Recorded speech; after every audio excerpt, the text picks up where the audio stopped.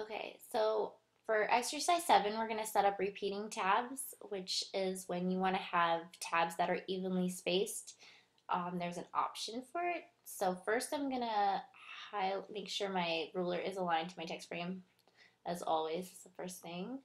And then next, I am going to, I'm going to drag a left line, and I'm going to put it right a quarter of an inch from the half-inch line. No, I don't even know what measurement that is.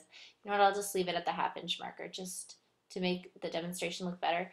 So now what I want to do is go all the way to the right end of my panel where I have the drop-down menu, and one of the options there is repeat tab. And after I press that, it adds one every half inch. So they're all evenly spaced. So now if I went to go and type tab B, C, just like the letters of the alphabet, D, they're all going to be evenly spaced. So that could be a huge time saver. F, whoops, typed in another little character there, and then, whoops, return, and then tab again, A, B, C, D, E, F, G, tab H, tab I, etc. So that's how you set up the repeat tabs. The last feature in the tab panel, after the different alignments and the align on option, which has to do with the decimal alignment, there's the leader option. So I want to set up my ruler again, so I have to make sure I got the correct text box selected, and then press the little magnet.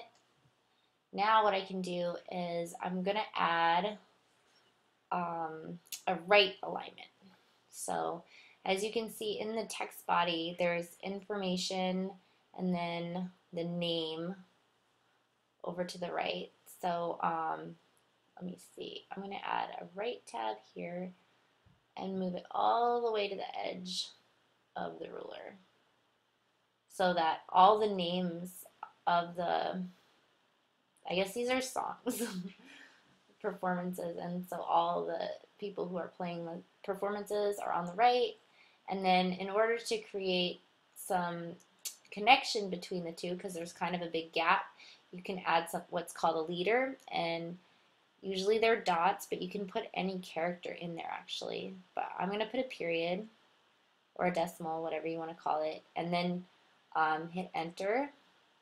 And as you can see, it fills in the space so that it's easier to read that line, even though there's quite a big tab.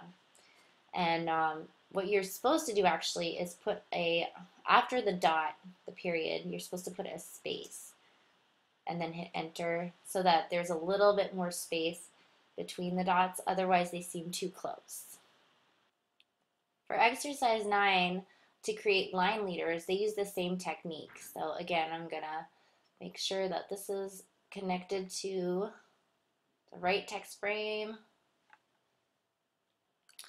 And then I'm gonna add a tab again, a right tab,